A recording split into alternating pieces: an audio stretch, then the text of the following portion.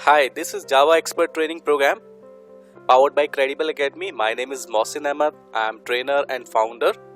और आज हमारा टॉपिक है एरे। एरे के बारे में डिस्कस करते हैं। सबसे पहले ये देखते हैं व्हाई वी यूज एरे। ठीक है ना, एरे क्या होता है, हम उसे क्यों यूज करते हैं और हम कैसे एरे को यूज कर सकते हैं बहुत अच्छे तरीके से। ठीक है ना, तो सबसे पहले देखते हैं एरे क्या होता है। An array is a similar type of data.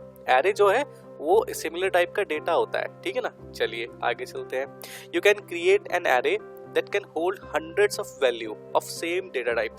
हम एक एग्जाम्पल लेकर चलते हैं। जब हम अपना वेरिएबल डिक्लेयर करते हैं, मान लीजिए इंटीजर टाइप का वेरिएबल डिक्लेयर करते हैं, तो इंटीजर टाइप के वेरिएबल में हम सिर्फ एक ही वैल्यू स्टोर कर सकते हैं एक टाइम पर। ठीक है ना, अगर हमारी रिक्वायरमेंट कुछ ऐसी होती है कि हमें एक टाइम पर एक से ज्यादा वैल्यू स्टोर करनी है किसी वेरिएबल में, तो हम कैसे करें। तो एक नॉर्मल वेरिएबल से हम ये काम नहीं कर सकते हैं। अब ये रियल टाइम पहले कंडीशन देख लेते हैं कि ऐसी कंडीशन, ऐसी सिचुएशन कभी आती भी है या नहीं आती है। ठीक है ना, जब हमें ये पता होगा कि रियल टाइम सिचुएशन ऐसी आती है तो फिर ऑटोमेटिक हमारी रिक्वायरमेंट जो है वो जनरेट हो जाएगी और टॉपिक जो है वो हमें अच्छे से क्लियर हो जाएगा। तो एरे के बारे में जो कन्फ्यूजन्स है वो भी सब आज यहाँ पर रिमूव हो जाएंगी। मैं सिंपल एक प्रोग्राम बनाना चाहता हूँ। मान लीजिए एक क्लास है, उस क्लास में जो है मल्टीपल स्टूडेंट हैं। उन स्टूडेंट्स की मुझे रोल नंबर को प्रिंट करना है। सिंपल सी बात है, मुझे रोल नंबर उनका प्रिंट कर देना है। तो अब उनका रोल नंबर मान लीजिए 2 डिजिट्स का है, 3 डिजिट का है। ठीक है ना, और कितने स्टूडेंट्स हैं, 60 स्टूडेंट है। तो मुझे क्या करना होगा, 60 वेरिएबल्स को डिक्लेयर करना होगा, उनके अंदर वैल्यू असाइन करानी होगी और फिर उनको प्रिंट करूंगा। एक छोटा सा टास्क है बट बहुत ज्यादा मुझे एफर्ट लगाने पड़ेंगे यहाँ पर। ठीक है ना, तो अब ऐसा कुछ होना चाहिए जो कि इस बहुत ज्यादा एफर्ट को रिड्यूस करे। तो यहाँ पर एरे आता है हमें हेल्प करने के लिए।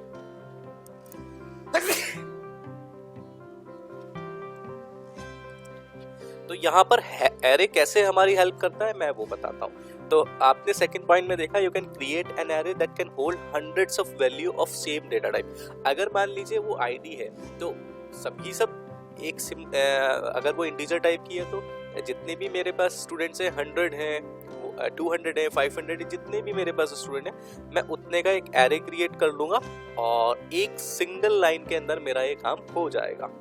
चलिए आगे चलते हैं। Arrays are a fundamental construct that allows us to store and access a large number of values easily. आपके पास क्या है, हमें क्या arrays बेसिकली क्या प्रोवाइड कर दे रहा है, हमें बहुत ज़्यादा जो लार्ज नंबर का जो डेटा है, जो वैल्यूज है, अगर हमें उसको एक्सेस करना है तो एरे सबसे अच्छा ऑप्शन होता है और वो हमें कन्वीनियंटली वहाँ हम उसको यूज कर सकते हैं। अब क्वेश्चन आता है हम कैसे डिक्लेयर करते हैं एरे को।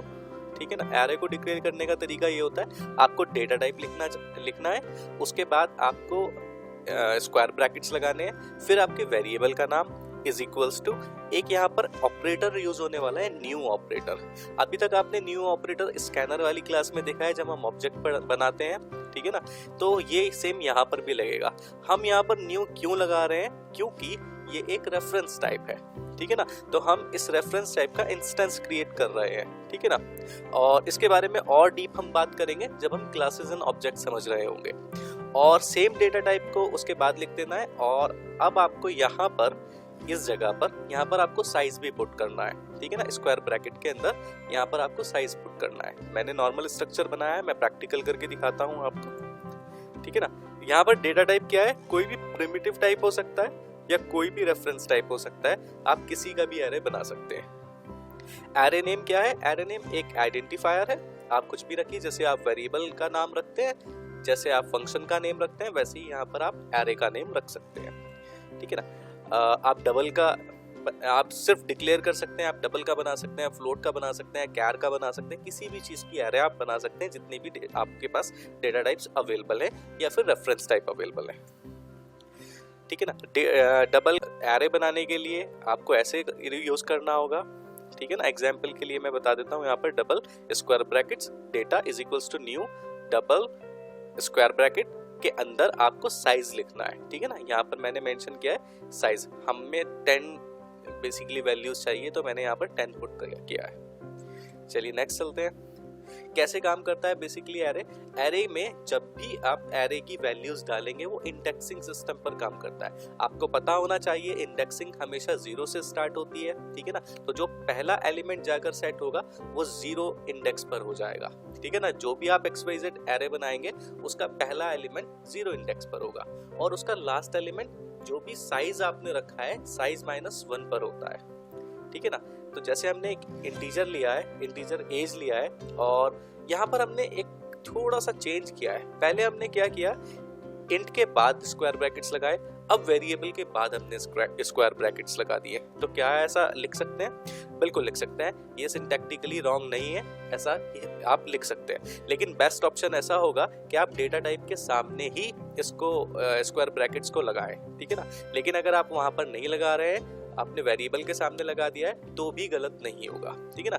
Is equals to new and data type int और फिर आपने ये स्क्वायर ब्रैकेट्स लगाए, उसके बाद उसका साइज डाल दिया है यहाँ पर, ठीक है ना, 5। तो इसका मतलब ये है कि पहला एलिमेंट जो स्टोर होने वाला है वो होगा 0 पर और लास्ट एलिमेंट जो है वो 4 हो जाएगा। तो 0 से 4 तक आप काउंट करते हैं तो ये ऑब्वियस है कि 5 एलिमेंट्स आ जाएंगे, ठीक है ना। चलिए नेक्स्ट देखते हैं।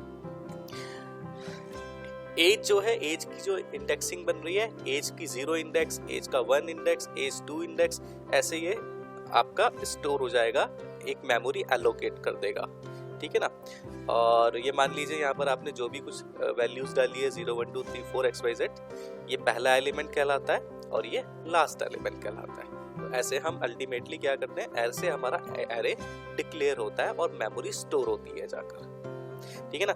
डिफॉल्ट वैल्यू क्या होगी, एलिमेंट की 0 होती है। कोई भी एलिमेंट है उसकी डिफॉल्ट वैल्यू कितनी होती है, वो 0 होती है, ठीक है ना। अब इनिशियलाइजेशन की बात करते हैं। इनिशियलाइजेशन ऑफ एन एरे, जब डिक्लेयर कर रहे होते हैं उसी वक्त पे अगर मुझे इनिशियलाइज करना है तो मैं कैसे करूंगा, मैं इंटीजर लिखूंगा एज और स्क्वायर ब्रैकेट लगाऊंगा इज इक्वल्स टू, इस बार मुझे न्यू इंट लगाने की नीड नहीं है, कर्ली ब्रेसेस के अंदर मुझे नंबर ऑफ एलिमेंट्स डाल देने हैं, ठीक है ना। जैसे ही मैं नंबर ऑफ एलिमेंट डालूंगा तो वो इम्प्लिसिटली साइज खुद से ले लेगा और उसको डिक्लेयर भी करेगा, हैंड टू हैंड उसको इनिशियलाइज भी कर देगा, ठीक है ना। तो जो हमारा पहला एलिमेंट जाकर सेट होगा वो 5 हो जाएगा, 6 हो जाएगा, 12 हो जाएगा, 45 हो जाएगा, 78 हो जाएगा। फर्स्ट एलिमेंट हमारा 5 एंड लास्ट एलिमेंट हमारा 78। यहाँ पर नंबर ऑफ एलिमेंट कितने हैं, 1 2 3 4 5, तो एज इट इज 5 यहाँ पर सेट हो गए। डिफॉल्ट जो वैल्यू होती है वो डिफॉल्ट वैल्यू, यानी जब आप उसको इनिशियलाइज नहीं कर रहे हो तब डिफॉल्ट वैल्यू की बात हो रही है। अब आपने इनिशियलाइज कर दिया है तो जिन वैल्यूज के साथ आपने इनिशियलाइज किया है तो वो उनकी वैल्यू हो जाएगी रेस्पेक्टिवली, ठीक है। चलिए नेक्स्ट देखते हैं, manipulating arrays using for loop. हम एक एग्जांपल देख लेते हैं क्या कैसे मुझे उसको डिक्लेयर करने होता है, कैसे मैनिपुलेट करते हैं। मैंने एक क्लास बनाई है, पब्लिक स्टैटिक वॉइड में लिखा है। यहाँ पर मैंने इंट ARR आइडेंटिफायर यूज किया है और उसमें नंबर ऑफ एलिमेंट्स 5 रखे हैं। स्कैनर लगाया है जिससे कि मैं वैल्यूज को स्कैन कर पाऊँ। और आपको हमेशा ध्यान रखना है कि जब भी आप फॉर लूप यूज कर रहे हैं एरे के साथ तो हमेशा इनिशियलाइजेशन 0 से होगा। अब आप ऐसा नहीं सोच सकते हैं कि हम 1 से लेकर 5 तक चले जाते हैं तब भी तो 5 ही आएंगे ना, टोटल 5 काउंट होना चाहिए। नहीं, यहाँ पर बात क्या होगी, यहाँ पर 0 से हमें स्टार्ट करना है, ठीक है ना। अगर हम इस आई को, ये जो हमने यहाँ पर वेरिएबल यूज किया है अपने फॉर लूप को हैंडल करने के लिए, उसको ही हम एरे के साथ इंक्लूड करके चल रहे हैं, तो इसका 0 होना बहुत इंपॉर्टेंट है। अगर यहाँ 1 होगा तो वो इंडेक्सिंग कहाँ से स्टार्ट करेगा, 1 से स्टार्ट करेगा और पहला एलिमेंट हमारा कहाँ पर होता है, वो 0 में होता है। तो इसलिए बहुत बहुत इंपॉर्टेंट है कि आपको 0 से उसको इनिशियलाइज करना है, ठीक है ना। ARR.length से वो नंबर ऑफ एलिमेंट्स बता देता है और इसको हम एरे के मेथड्स में आगे जाकर देखेंगे, ठीक है ना। फिलहाल के लिए आप एक प्रैक्टिस के लिए मैं बता सकता हूँ, ARR.length से लेंथ निकल कर आ जाएगी, साइज निकल कर आ जाएगा एरे का जितना भी साइज है, ठीक है ना। और I++ से ये इंक्रीमेंट हो जाएगा। तो हम क्या कर रहे हैं, हमने एक ऐसा प्रोग्राम लिखा है जिसमें बार बार यूजर से एक वैल्यू इनपुट कराई जाती है और वो वैल्यू एरे में जाकर स्टोर हो जाती है, उसके अलग अलग डिफरेंट इंडेक्सेस हैं उसके ऊपर। सबसे पहले आई की वैल्यू 0 होगी तो 0 पर पहली वैल्यू स्टोर हो जाएगी, आई प्लस प्लस होकर 1 हो जाएगा तो 1 पर दूसरी वैल्यू, 2 हो जाएगा 2 पर दूसरी, ऐसे करते करते वो 4 तक चलेगा और 4 पर एक नई वैल्यू आ जाएगी। तो टोटल 5 एलिमेंट्स आप यूजर से स्कैन करेंगे और एरे में उनको जो है असाइन कर देंगे। चलिए आगे चलते हैं।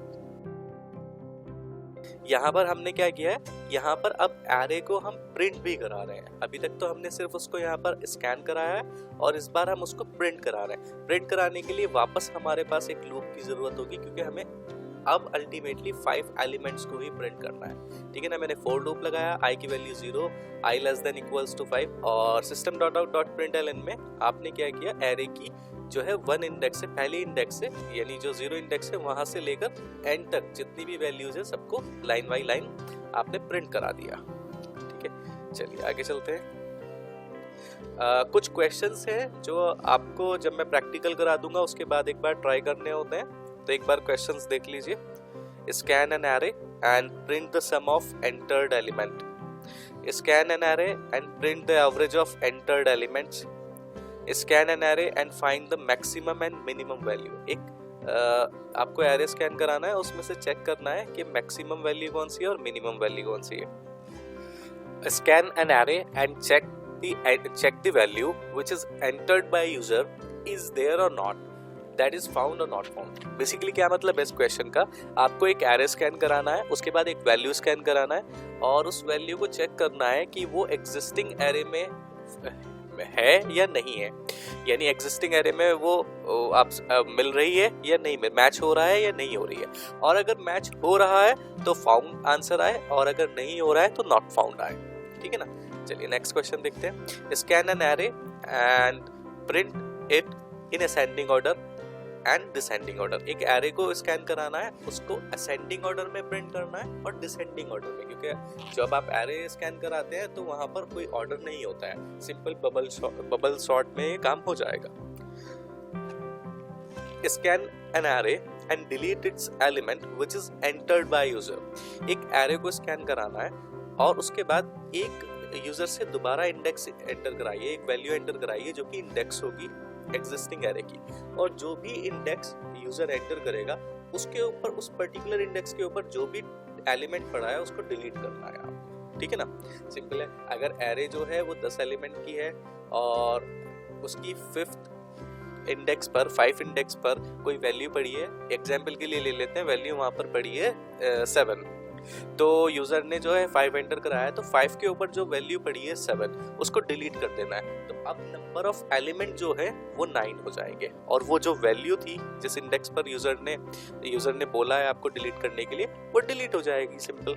तो ये आपको एक प्रोग्राम देखना है। सेम वैसे ही scan an array and add new element on a specific location enters by user. एक एरे आपने स्कैन कराया है, अब एक एग्जिस्टिंग एरे है, उसमें एक एलिमेंट ऐड करना है। अगर उसमें 8 एलिमेंट्स हैं, अभी 8 वैल्यूज है, तो ऐड होने के बाद वो 9 हो जाएंगी, 9 है तो 10 हो जाएंगी, 20 है तो 21 हो जाएगी, मतलब एक ज्यादा हो जाएगा। और किस लोकेशन पर ऐड करना है ये भी आप यूजर से पूछेंगे, यानी इस बार 2 वैल्यू आपको यूजर से स्कैन करानी है। एक तो वैल्यू करानी है जो कौन सा इंडेक्स है, और एक क्या वैल्यू आपको एंटर करानी है। मान लीजिए एग्जाम्पल के लिए ले लेते हैं 5 इंडेक्स पर हमें 100 वैल्यू चाहिए, तो 5 इंडेक्स पर अभी कुछ भी होगा वो आगे शिफ्ट हो जाएगा, तो वहां पर उसकी जगह 100 आ जाएगा। ठीक है ना, simple. Scan 2 arrays and join them. 2 अलग अलग एरे को स्कैन कराइए और उनको ज्वाइन कर दीजिए, पहले वाले एरे के अंदर उसको ज्वाइन कर दीजिए। यानी एक एरे के अंदर वैल्यूज जो है अभी 5 है, दूसरे के अंदर 6 है, तो अब जब ज्वाइन कर देंगे आप तो 5 और 6 13 हो जाएगी। ये आपके ऊपर डिपेंड करता है, एक नई एरे बना दें या इन्हीं एग्जिस्टिंग एरे को ही आप अपेंड कर दें। ठीक है, ये आप अपने अकॉर्डिंग देख लीजिए। नेक्स्ट टॉपिक हमारा आता है multi dimensional array. Multi dimensional array जो है वो भी बहुत इंपॉर्टेंट होता है। यहाँ पर हम एरे को जो है वो 2D एरे में हम देखेंगे। ठीक है ना, और कैसे होता है ये, डिक्लेयर कैसे करते हैं हम। यहाँ पर डेटा टाइप लिखते हैं यानी इंट लिखा हमने, और डबल स्क्वायर ब्रैकेट्स लगाएंगे हम, और age is equals to new int, और पहले स्क्वायर ब्रैकेट के अंदर हमारी रोज आती हैं और सेकंड वाले में कॉलम्स आता है। यहाँ पर एक ये टेबुलर वे में डेटा आ जाएगा, या फिर आप इसको कह दीजिए मैट्रिक्स वे में आ जाएगा। टेबुलर जो होता है कलेक्शन होता है रोज एंड कॉलम्स का, तो इसलिए यहाँ पर 3 रोज हैं 3 कॉलम्स हैं। या आप ऐसे मैट्रिक्स भी बना सकते हैं, और 4x4 भी बना सकते हैं, आप 2x3 बना सकते हैं, वो आपके ऊपर डिपेंड करता है कि आपकी नंबर ऑफ आपका डेटा किस टाइप का है। ठीक है ना, चलिए देखते हैं। ये एक एग्जाम्पल है, ये रोज होती हैं, ठीक है ना, और ये इनकी लोकेशन है 0 0 0 1 0 2, ठीक है ना, और ये कॉलम्स है। ठीक है, और मल्टी डायमेंशनल को अगर हम देखते हैं और नेस्टेड लूप की हेल्प से हम बेसिकली इसको इनिशियलाइज करते हैं। तो एग्जांपल के लिए यहाँ पर एक छोटा सा एग्जांपल देख लेते हैं। मैंने एक एरे डिक्लेयर किया है एरे मल्टी के नाम से और स्कैन कराया है। उसमें मैंने लिखा है i is equals to 0, i less than 3 and i plus plus. एक लूप के अंदर एक दूसरा लूप लगाया है j is equals to 0, j less than 3 and j plus plus. Array multi को मैं यहाँ पर स्कैन कर रहा हूँ, और यहाँ पर हमने ये एरे मल्टी और i j equals to scan की हेल्प से हमने ये अल्टीमेटली स्कैन करा लिया है। तो ये था हमारा मल्टी डायमेंशनल एरे को स्कैन कैसे कराते हैं। कुछ क्वेश्चंस हैं जो मल्टी डायमेंशनल एरे है उसको लेकर आपको जो सॉल्व करने हैं। Scan a multi dimensional array and print the sum of rows and columns. आपको जितने भी रोज एंड कॉलम है उनका सम निकालना है। Scan a multi dimensional array and find the sum of both diagonals.